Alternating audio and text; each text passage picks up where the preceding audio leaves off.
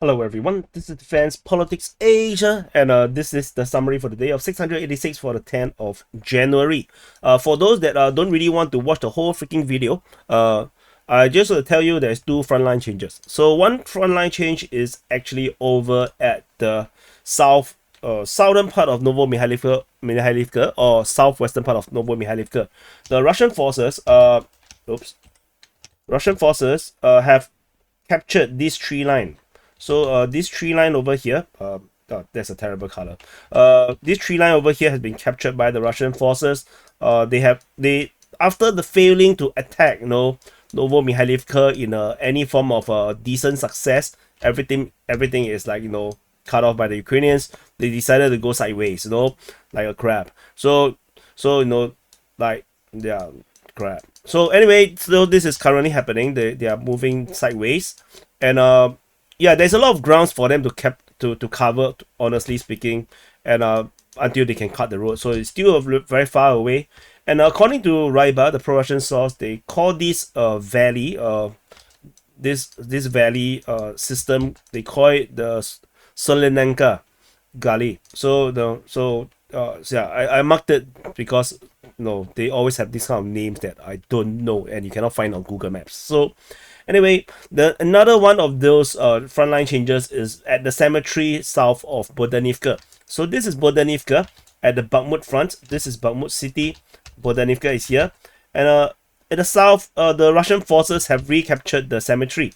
Like I mentioned yesterday, they really want this cemetery. They are taking turns to bury their friends. So currently, the latest geolocations show the Russian forces cleared up this tree line over here. They managed to capture this tree line, and they have pushed back and recaptured the cemetery. So I would just dare to say that tomorrow the Ukrainian forces will retake the cemetery, and the day after the Russians will retake the cemetery. So no, I'm just joking. This is actually, I shouldn't joke about dead people. Anyway, for those that are impatient, thank you for watching. See you guys in the next update. And for the rest of you guys, let's go on to the southern front. No, we should go to the Kupyansk Front because I want to do clockwise. So oops, give me a while. Oops, phone call. So shut up. Okay, so go on to the Kupyansk Front. So this is Kupyansk city, and this is the Kupyansk Front. At the Kupyansk Front, fighting continues over at Sinkivka. This seems to be a never-ending thing, with Russian and Ukrainians both claim that they are defending. Russians attacking, Ukrainians attacking. So or actually both is Russian. Yeah, both sides are claiming that they are the one defending. Geolocation of Ukrainian forces within Sinkivka. So this Ukrainian infantry units storming up north. So continues to show that the Ukrainians have full control over Sinkivka. And there is another geolocation.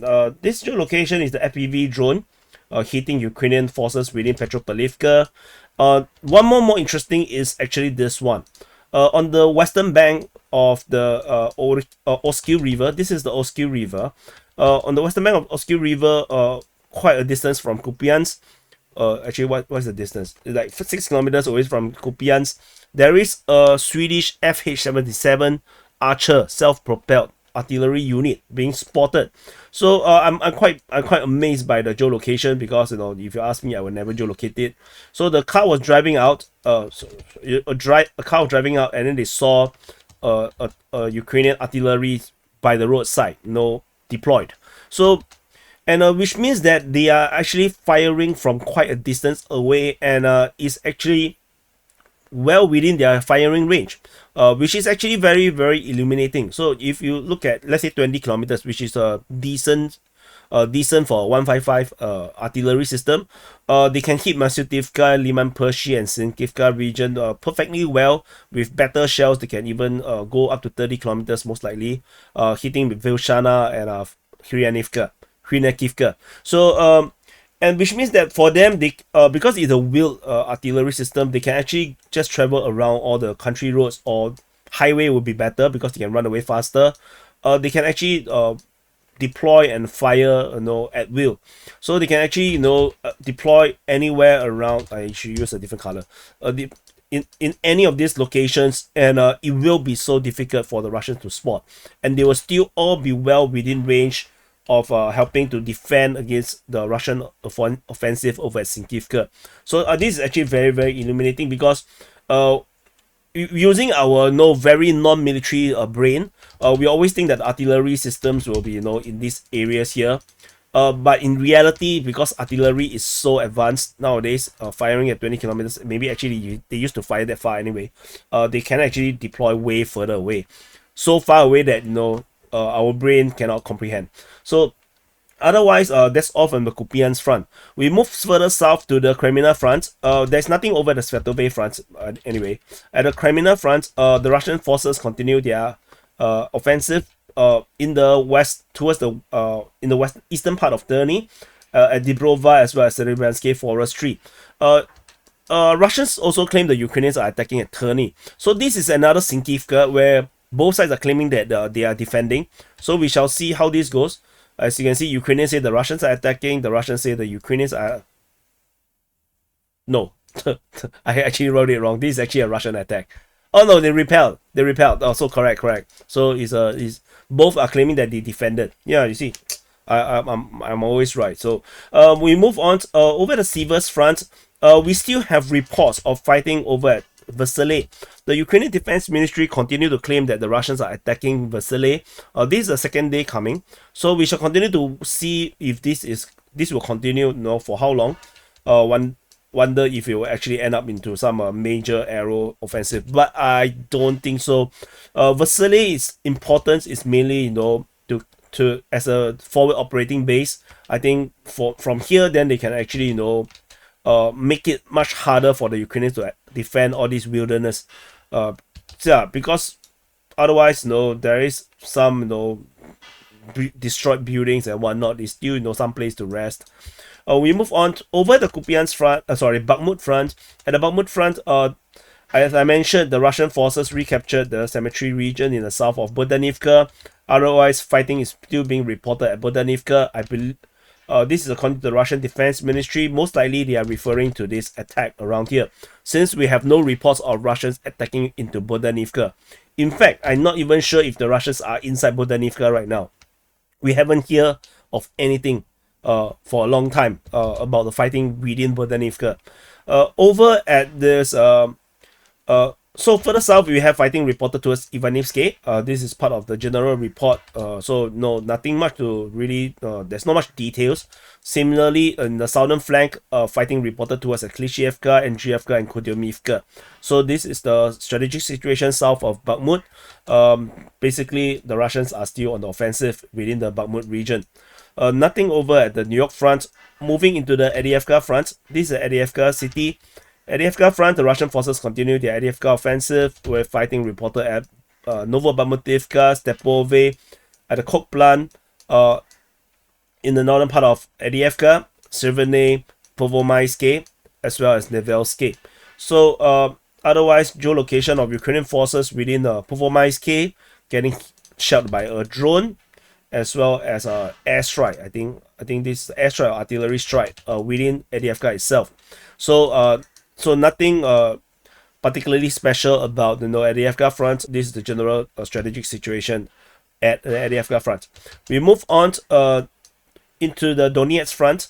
At the Marinka region, this is this Marinka. This is Georgivka, and the Russian forces are reportedly attacking or fighting in the region of Marinka. Geolocation of Ukrainian forces within our established Ukrainian controlled regions is shown by geolocations by military summary. So one is a mortar attack at this position, another one is a drone attack at this position. So both are in the northern part of the Georgivka. Doesn't really change the front line. It just shows that the front line is basically really around this area here, where the fighting is the most intense. Over at Novomikhailivka itself, the claims that the Ukrainians say that the Russians are attacking. The Russians say that Ukrainians are counter-attacking. So I'm not sure where exactly it is. Most likely in the southern part, because this is where the front line is really close, and the Ukrainians most likely is trying to push them out away this region here. There is a lot of open space in the rear, so it is not easy for the Russians to hold this kind of position. We already mentioned this with the Russians pushing sideways after they are unable to push through at the city itself of Novomikhailivka itself. They are now pushing in this direction, either towards Konstantinivka or towards the highway between Konstantinivka and Voleda. So we move on. There's nothing else over at the rest of the Donetsk front. We now in the Zaporizhzhia front. Nothing over at the Velika Novosilka sector. The fighting over at Priotne is not reported anymore. Looks like the fighting has ceased for now. Nothing at Huyai sector. Over the Orikhiv sector. At the Orikhiv sector, the Ukrainians are on the counter-offensive. Fighting reported over at the western part of Robotine, in the northern part of Prokopivka, as well as the western part of Verbove. Similar reports of the Russians' attack was also mentioned, with Russians attacking at the western part of Robotine and western part of Verbove. Otherwise, this is a strategic situation over at this Orikhiv salient, or the bulge at the Orikhiv in the Zaporizhzhia front. There's a geolocation of the front line by military summary of Russian forces storming this particular location, which is interesting because if you look at the reports coming from Ryba, they say that the Ukrainians counterattacked north of Novoprokopivka, and they say that they occupied several strongholds at the cost of heavy losses. So, which makes me question if this geolocation, this video is actually dated. If not, you probably will not call it north of Novoprokopivka, because this is literally south of Robotine rather than north of Novoprokopivka. So we shall wait and see if it is any clarification of the front line by any other sources in the next 24 hours. And that's all from the Zaporizhzhia front. We move on over at the Kherson Front. This is the Kherson Front. At the Kherson Front, we have the Ukrainians continuing to hold their positions in the beachhead of Krinky, with the Ukrainians continuing to claim that the Russians are conducting assault against Krinky, and they are defending and destroying all Russian forces trying to attack Krinky.